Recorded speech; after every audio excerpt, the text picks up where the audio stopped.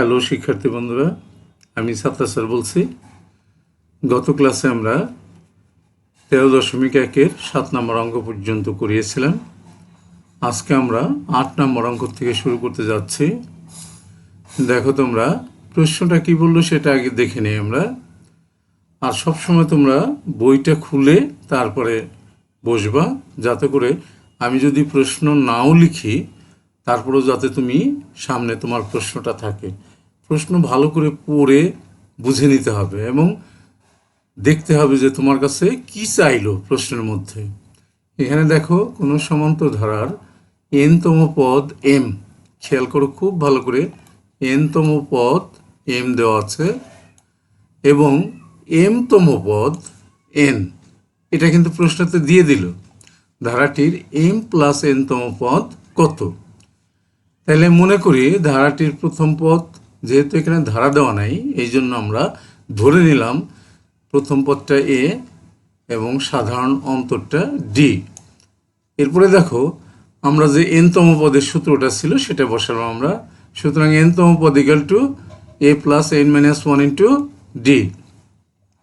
এরপরে দেখো এখানে বলছিল যে n-তম পদ m, এই মানটা কিন্তু আমরা m বসিয়ে দিলাম, m ইকুয়াল টু, আর d দিয়ে n-1কে গুণ করে বসিয়ে দিলাম। তাহলে m ইকুয়াল টু পেলাম আমরা a plus nd minus d। 1 নম্বর সমীকরণ দিয়ে রাখলাম। এরপরে দেখো আবার একটা নিলাম, যেহেতু এখানে বলছে m-তম পদ, তাহলে m-তম পদ নিলাম। m-তম পদ সমান সমান সূত্রের মধ্যে যেখানে n ছিল সেখানে কিন্তু m বসালাম, a plus m-1 into d। এরপরে m-তম পদের মানটা আমরা বসালাম n সমান সমান a প্লাস d দিয়ে যদি m-কে গুণ করি md মাইনাস d অক্ষে d। ঠিক আছে, এটা কিন্তু মাইনাস সাইন। আচ্ছা, দুইটা সমীকরণ আমরা পেলাম কিন্তু। এরপরে 1 নং থেকে 2 নং সমীকরণ বিয়োগ করি। এখন আমরা নিচে নিচে উপরে নিচে লিখে আমরা বিয়োগ করতে পারি, অথবা পাশাপাশি লিখে কিন্তু বিয়োগ করতে পারি। বাম পাশের দুইটা আলাদা লিখলাম, 1 নম্বর সমীকরণে m বিয়োগ 2 নম্বর সমীকরণ n। এরপরে 1 নম্বর সমীকরণের ডান পক্ষে যেটা আছে সেটা আগে লিখলাম, তারপরে মাইনাস দিয়ে 2 নম্বর সমীকরণের ডান পক্ষ যেটা আছে সেটা ব্র্যাকেটের ভিতরে দিলাম। কেন দিলাম? যেহেতু মাইনাস সাইন আছে এই জন্য ব্র্যাকেটের ভিতরে দিলাম। এরপরে দেখো m-n সমান সমান, ব্র্যাকেটটা উঠিয়ে দিলাম মাইনাস দিয়ে গুণ করে।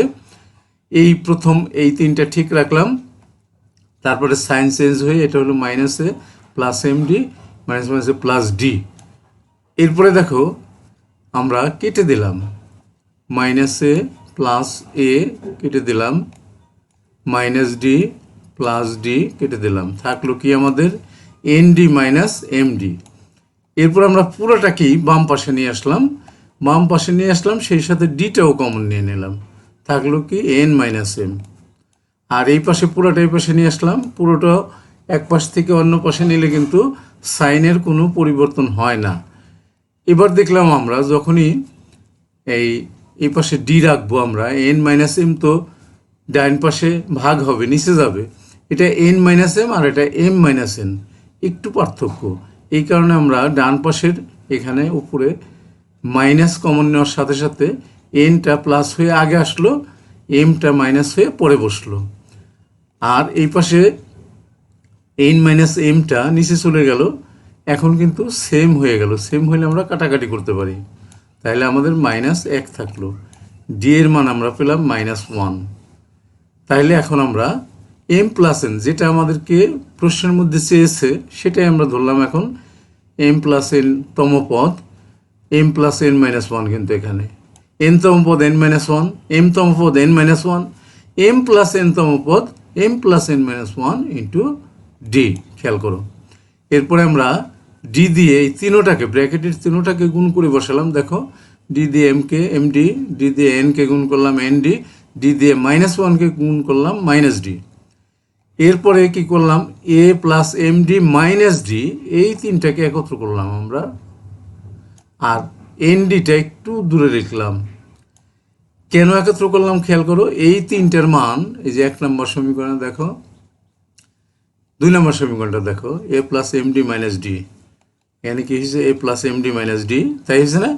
তার মানটা কিন্তু এখানে এই যে 2 নম্বর সমীকরণে এখানে কিন্তু এর মান n, তাহলে আমরা nটা বসিয়ে দিলাম। দেখো এর মানটা কিন্তু 3টা বাদ দিয়ে আমরা n বসিয়ে দিছি, খেয়াল করো খুব ভালো করে।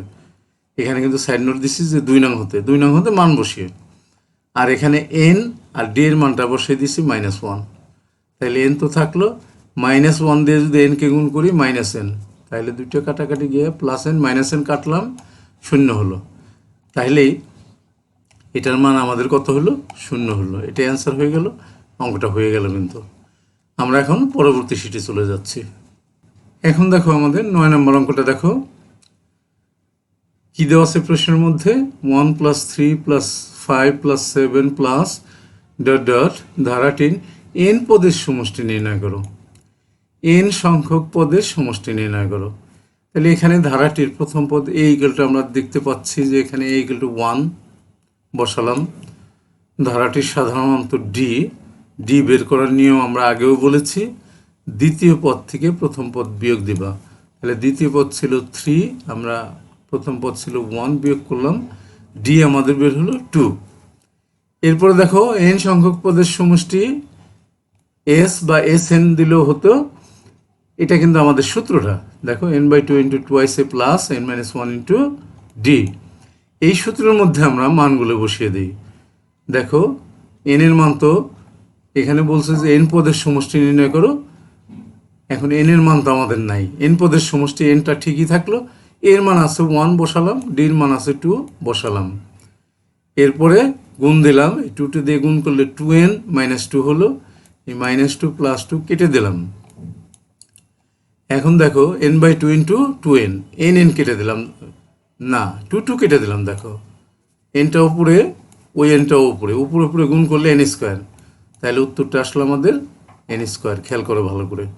হয়ে গেল অঙ্কটা, নিশ্চয়ই তোমরা বুঝতে পেরেছো। এবার আমরা 10 নম্বর অঙ্কে যাই। দেখো 10 নম্বর অঙ্কটা কি বললো, 8 + 16 + 24 + ধারাটির 9টি পদের সমষ্টি কত? ওখানে বলছিল n পদের সমষ্টি, আর 10 নম্বর অঙ্ক বললো 9টি পদের, পদ কিন্তু উল্লেখ করে দিল। ঠিক আগের অঙ্কটার মতোই দেখো এখানে ধারাটির প্রথম পদ a = 8 বসালাম। ধারাটির সাধারণত d = দ্বিতীয় পদ বিয়োগ প্রথম পদ, 16 - 8 = 8, পদ সংখ্যা n = 9। এখানে কিন্তু পদ সংখ্যা দেওয়া ছিল, আচ্ছা 9। এবার সমষ্টি s = আমরা সূত্রটা বসালাম, এরপরে কিন্তু সূত্রের ওখানে আমরা মান বসাবো। এটা কিন্তু সেকেন্ড ব্র্যাকেট, এটা আবার কেউ 3 ভাবতে পারে, সেকেন্ড ব্র্যাকেট। তাহলে আমাদের শীটটা কিন্তু শেষ হয়ে গেল, আমরা নতুন শীটে চলে যাই। দেখো এখন 10-এর বাকি অংশটুকু, n এর মান 9 বসালাম /2, এর মান 8 বসালাম, n এর মান 9, আর d এর মান কিন্তু 8 বসালাম। এবার 8 × 2 = 16, এখানে 9 থেকে 1 গেলে 8, 8 × 8 = 64, 16 আর 64 যোগ করলে পরে থাকে 80। 80কে যদি আমরা 2 দিয়ে কাটি তাইলে হয় 40। 40 হওয়ার পরে 40 দিয়ে যদি আমরা 9কে গুণ করি, 4 9 36, 360। অঙ্কটা দেখো আমাদের হয়ে গেল কিন্তু। এরপরে দেখো আমরা 11 নম্বর অঙ্ক যাই। 11 নম্বর অঙ্কটা কি বললো, 5 + 11 + 17 + 23 + +59। এখন এখানে খেয়াল করো, এখানে কিন্তু শেষ পদ দেওয়া আছে = কত। এই পিছনে যদি কত থাকে, এরকম 3টে অঙ্ক আছে তোমাদের 11 12 13, এই লাস্টে কত থাকলে পরে এবং শেষ পদটা দেওয়া থাকলে 2টা মান, প্রথমে তোমাকে n এর মানটা বের করে নিতে হবে, তারপরে সমষ্টি করতে হবে। তাহলে 2টা সূত্রই ফেলতে হবে, প্রথমে nতম পদের সূত্রে ফেলে n এর মানটা বের করে নিতে হবে, তারপরে সমষ্টির সূত্র ফেলতে হবে। নিশ্চয়ই তোমাদের মনে থাকবে বিষয়টা। দেখো তাহলে এখানে ধারাটির প্রথম পদে a = 5, সাধারণত d = দ্বিতীয় পদ বিয়োগ প্রথম পদ, 11 - 5 = 6। nতম পদ মানে শেষের পদটাকে আমরা nতম পদ ধরি, nতম পদ 59, তাহলে nতম পদের সূত্রটাই কিন্তু আমরা ফেললাম, nতম পদ = a + n - 1 * d। এরপরে দেখো nতম পদ 59 বাম পাশে বসালাম, ডান পাশে এর মান 5 বসালাম, n এর মান কিন্তু নাই, n এর মানটাই আমরা বের করব, -1, d এর মান আমরা 6 বসালাম। দেখো এই 6 দিয়ে যদি আমরা এই ব্র্যাকেটটাকে গুণ করি, 6n - 6 হয়ে গেল। এরপরে আমরা 6 থেকে 5 গেলে -1 থাকলো, পুরোটাকেই আমরা বাম পাশে নিয়ে নিলাম। 6n-1 = 59, 1টা এই পাশে এসে প্লাস হয়ে গেল, তাহলে কি থাকলো 6n = 60। এরপরে দেখো n এর মান 6টা নিচে চলে গেল ডান পাশের, 6 দিয়ে এটাকে কাটাকাটি করলে এখানে কিন্তু 10 থাকে, n এর মান আমরা কিন্তু 10 পেয়ে গেলাম। ঠিক আছে, এবারও শীটটা আমাদের শেষ হয়ে গেল। এখন পরবর্তী শীটে আমরা যাচ্ছি। দেখো 11-র বাকি অংশটুকু দেখো। তাহলে এখন সমষ্টির সূত্র ফেললাম আমরা। s = প্রথমে বলেছিলাম ডান পাশে যদি কত থাকে এবং শেষ পদটা যদি থাকে তাহলে তোমার n এর মান বের করে তারপর সমষ্টির মানটা বের করতে হবে। এখন সমষ্টি n এর মান কিন্তু আমরা 10 পেয়েছিলাম, তাহলে সমষ্টির সূত্রটা ফেললাম আমরা n/2 × 2ac + n-1 × d। n এর মান বসালাম 10 ইন্টু এর মান বসালাম 5, এখানে n এর মান বসালাম 10, এখানে d এর মান বসালাম 6। 10কে 2 দিয়ে ভাগ করলে 5 হয়, এখানে 5 দুগুণে 10, এখানে 10-এর থেকে 1 গেলে 9, 6, 6 নং 54 আর 10-এ 64। 64-র পরে দেখো আমাদের 5 দিয়ে গুণ করলে হয় 320। তাহলে আমাদের অঙ্কটা কিন্তু এখানে হয়ে গেল। এখন এই পর্যন্ত আজকে আমরা রাখতে চাচ্ছি, কেননা বেশ লম্বা হয়ে গেছে। 11 নম্বর অঙ্ক পর্যন্ত আমরা রাখতে চাচ্ছি, যদিও আমাদের শীটটা শেষ হলো না, তবু এই পর্যন্তই আমরা রাখলাম। বেশি লম্বা করলে তোমাদের হয়তো বুঝতে অসুবিধা হতে পারে, একসঙ্গে এতগুলো বোঝা একটু কঠিন। সেই সাথে তোমাদেরকে বলে দিচ্ছি, তোমরা কেউ যদি নতুন হয়ে থাকো আমার চ্যানেলে, আর তোমার যদি অঙ্কগুলো আমার বোঝানো তোমার ভালো লেগে থাকে, তাহলে তুমি আমার চ্যানেলটাকে সাবস্ক্রাইব করে দিতে পারো। সেই সাথে তুমি বেল বাটনটা ক্লিক করে রাখতে পারো, যাতে পরবর্তীতে ভিডিও দিলে পরে তোমার কাছে আগে চলে যায়। ঠিক আছে বন্ধুরা, সকলকে আবারও অসংখ্য ধন্যবাদ জানিয়ে এখানে শেষ করছি।